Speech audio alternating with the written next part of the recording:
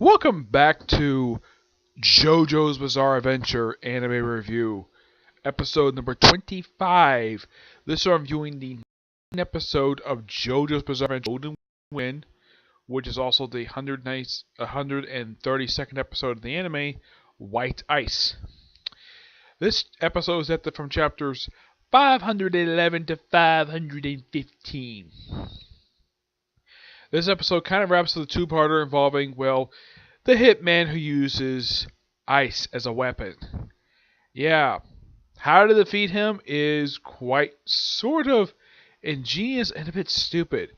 Yeah, it picks up right where the last episode left off with when he had Gorno who falls in the canal with remember the Hitman Squad. Yeah, falls in, and now the rest of the group is not with them. It's just him and Misa, just to distract whoever's after them. Yep.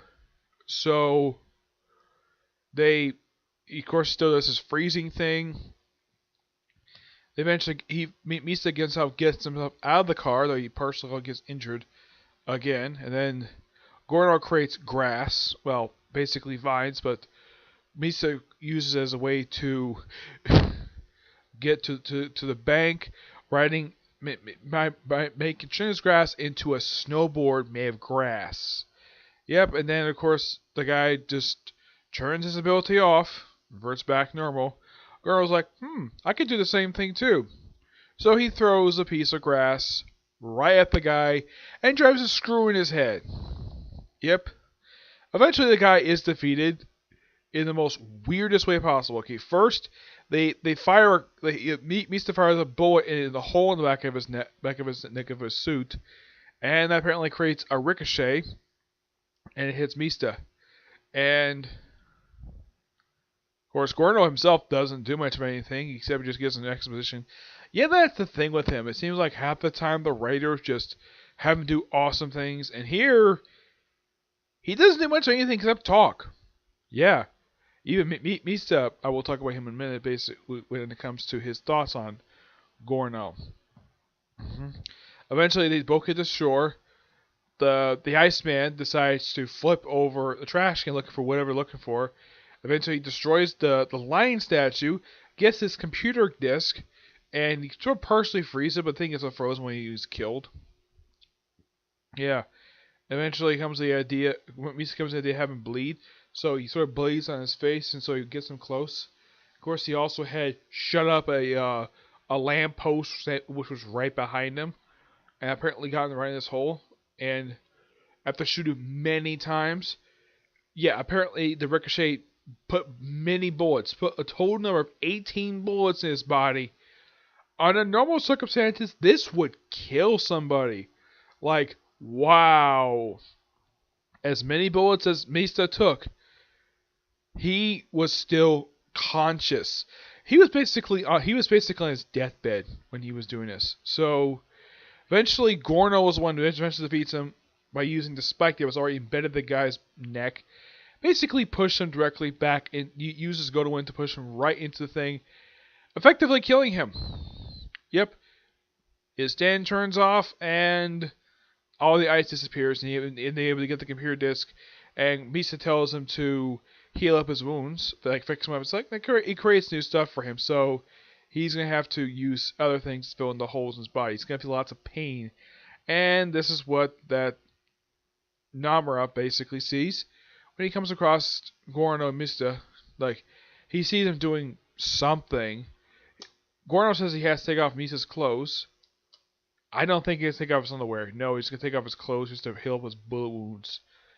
Yeah, and for an episode of JoJo's Adventures, this is probably the first time you have one and funny on a very weird. This is probably the weirdest ending to an episode of JoJo's Bizarre Adventures to date. Usually ends on a pretty good ending for an episode. This is by far the weirdest one I've seen so far. Oh yeah, Mista points out though that whatever Gorno says generally comes true for some reason. Like, he probably thinks that Gorno has intuition, or at least can have the ability to read the future. So apparently whatever he says comes completely true. Yeah. Also, one thing this episode does have is a little bit more Misa's past. Yeah, I'd say about the second half of the flashback is shown in here, like parts from chapter 508, which had previously been shown in a different episode. Yeah, I show like when they show like his backstory. Let's see, because I know this chapter's death like roughly 3 times now. Excuse me. Yeah, but this is by far not the only episode. Oh,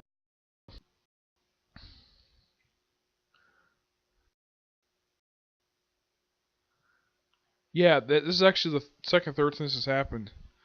Where they have a chapter and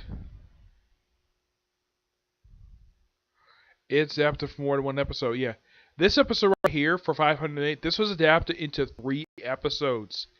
Yes, 3. But mostly it was just a flashback stuff. Now, in the case of episode 8 and 19, 8 and 19 was mostly like the flashbacks that they adapted, not the actual regular chapter itself. The main story for the chapter that wasn't adapted until this very episode, until like the last episode. Yeah, it's simply put, for this flashback, it seems like right after Mista killed those guys, he was sentenced instead of basically being ruled as self-defense, like any regular person would do. They sentenced him to 15 to 30 years in prison. And guess what? He gets out in just barely, like, I'd say almost 2 years he was in prison. Because they do like a brief montage of him briefly in this one cell. Do they show him outside of the cell prior to being released? Nope. He just gets out of the cell, and yeah, he gets out of the cell. He gets released because Bruno decides to pull some strings, gets him out, and then before Bruno makes his offer, he says, "I'm in," because he points out though he worked excellent with him. As for what he gets with working with him, it's not really said. And then like, yeah, in one condition, does this place have strawberry cake? And this is the same restaurant that was actually first shown back in, I believe, was episode 4. Yeah, it was back in episode 4. This was last seen. Well, it was seen present day for about 1 episode. Yeah, it's quite nice the fact they did this. And by the way, this is probably by far, with the exception of flashback, probably the first episode in a while, Bruno himself does not make a physical appearance. There's no cutting back to him a lot of the time. With the exception of the flashback, he doesn't physically show up in the episode at all, which is kind of weird. At least Gorno does something, thank God. No, he doesn't do much of anything except just his... mostly in this episode, he's meant to assist Mista. But that's the weird thing about this particular part. For someone who's the main character, Gorno half the time doesn't do anything at all. Because a lot of the time, if anybody's ever watched the first 4 parts that was adapted for this anime, generally the main character is the one who drives the plot. This one, most of the time, it seems like Gordon takes the back seat to whatever the heck is going on. That's just my opinion anyways. It seems like he hasn't done much of anything. I mean, with the exception of the episode when they went to Pompeii, a lot of the time he doesn't do much of anything except just give clues or give exposition. He doesn't physically do much of anything. For someone who has a stand, he doesn't really use it very much at all. Of course, that could be the case with the manga as well. That's probably the reason why for a lot of people they probably don't talk about this one very much.